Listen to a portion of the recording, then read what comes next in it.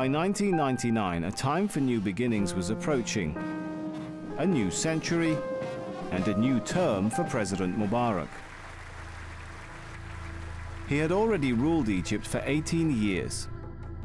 And throughout this time, life had been moving slowly for its people, reflecting the gentle flow of the Nile. But the mood of Egyptians was now very different to the one that had welcomed Mubarak's assumption of the presidency in 1981. With a world of free media opening up in front of them, they were finding a new, more effective release for their frustrations. The world is changing. We are changing. Our genes are changing. Media played an important role in this. Satellite TV, the internet, the mobile phone. Life isn't the same as it used to be. You can't keep things quiet now. Satellite channels like Al Jazeera, which was founded in 1996, were challenging traditional media in the Arab world. Governments could no longer control what people were seeing or hearing.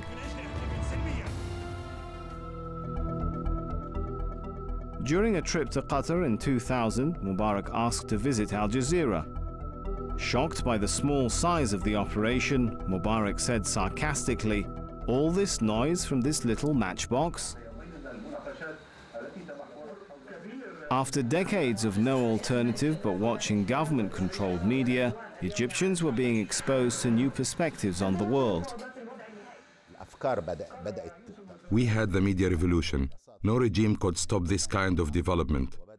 What's more, governments could no longer hide the mistakes or crimes they committed.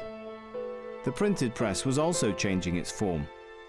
An increasing number of newspapers were published by a younger generation, hungry for change and openly rejecting the old political status quo.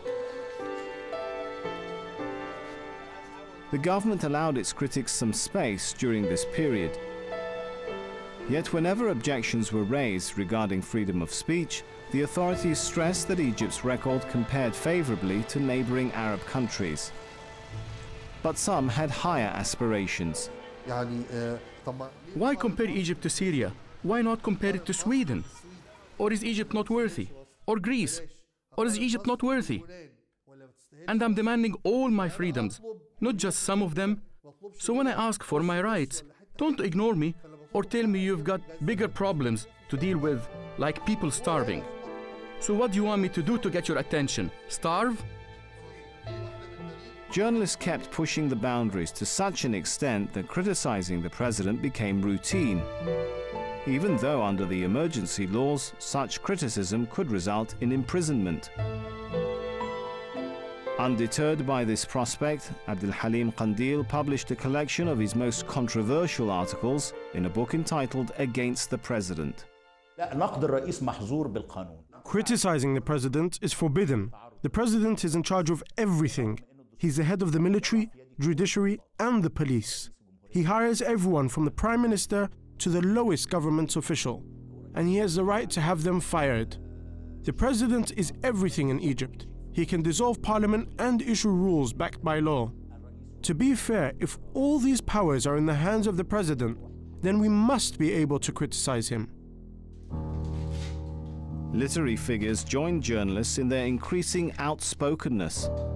Ala al-Aswani, both a dentist and a novelist, had become disillusioned with life in Mubarak's Egypt and was planning to emigrate. But first, as a farewell to his homeland, he wrote a novel focusing on a Cairo apartment block called the Yaqubian Building. Through its fictional inhabitants, al-Aswani produced a scathing critique of his country. The book may have been a work of fiction, but the author stood accused by many of defaming both individuals and Egyptian society as a whole. This happened with many great authors in the world like Balzac and Dostoevsky, who wrote about the negative aspects of their countries. But you can't then accuse them of tarnishing the image of their country. An author doesn't try to encourage tourism. Literature is supposed to show you the bad side of the good and the good side of the bad. The novel was a huge success, and following unprecedented sales throughout the Middle East, a big-budget feature film was produced, ensuring that the story reached an even wider audience. نكمل كلامنا لما نطلع فوق الناس بتبص علينا. يبصوا علينا ليه؟ يبصوا على البلد اللي باظت. يبصوا على العمارات اللي كانت احسن من عمارات اوروبا. دلوقتي بقت مسابل من فوق ومن تحت مسخ. احنا في زمن المسخ. في الأعمال الواقعية واخد بالك. Literature is about trying to make the reader believe that the story really happened. When your character is close to someone in society, people think it was intentional. For an author, this is considered success, but it caused me problems. أنا استخرت المولى عز وجل وقلت أرشح نفسي في مجلس الشعب عن دايرة قصر النيل. قصر النيل؟ أهلي وناسي. أنت عارف إحنا مسمين دايرة قصر النيل في المجلس إيه يا حاج؟ حتة الجاتوه. The issue of corruption raised by the novel rang especially true for many Egyptians.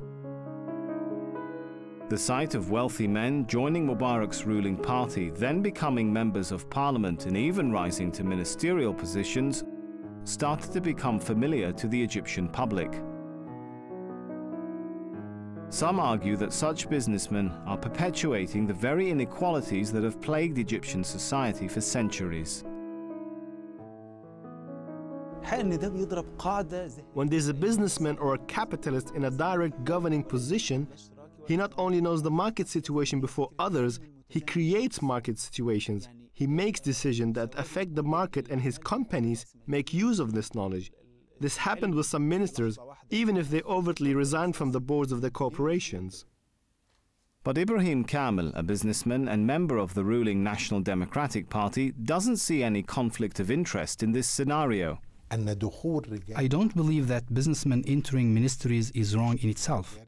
If someone's extremely successful in his own field, then there's a chance that he'll also be successful as a minister. And who else should be ministers? University professors? Why would a university professor be any better at taking decisions than a businessman? Or, for that matter, than a president's son. In 2002, President Mubarak's youngest son, Jamal, was appointed General Secretary of the NDP's Political Bureau, the third most powerful position in the party. Many suspected he was being groomed to become the next president, establishing a Mubarak political dynasty. However, party members insist his appointment was made purely on merit.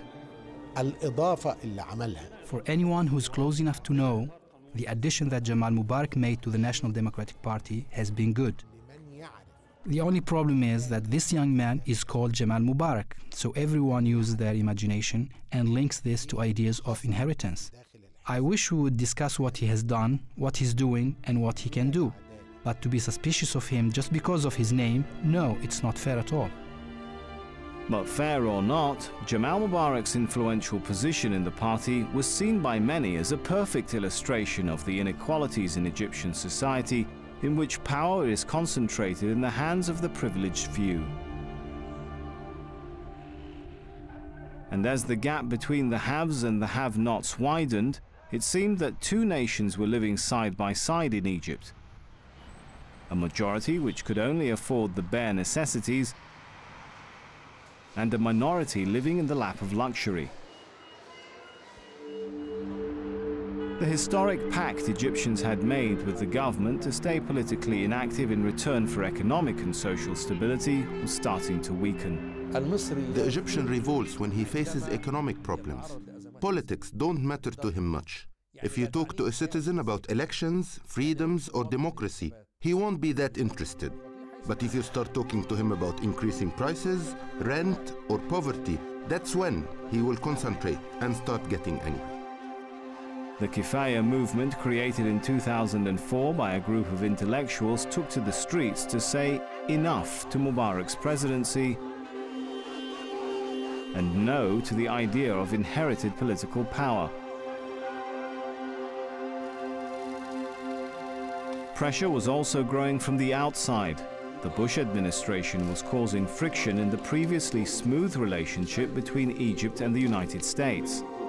Washington was calling for so-called democracy in the Middle East, including Egypt. President Mubarak's relationship with former American presidents has generally been very good. The only president that he wasn't able to coexist with, or who he didn't have chemistry with, was in fact President George Bush Jr. Mubarak was feeling the pressure from all sides, unable to ignore the demands of both his people and his strategic allies. In March 2005, Mubarak made a major announcement. Article 76 of the 1971 Egyptian constitution was to be revised to allow multi-candidate presidential elections for the very first time. At the time, it seemed to be a huge step forward and was almost unanimously welcomed. But the truth would soon emerge. Contrary to what had been claimed, in reality this article was going to be amended in a way which would discourage any form of real competition for the presidency. When I realized that it wouldn't actually create any real opportunity for democratic transformation, I opposed it. Despite the controversy generated by the announcement, the constitutional amendment went ahead. In an historic first, Egyptians were being invited to choose their next president.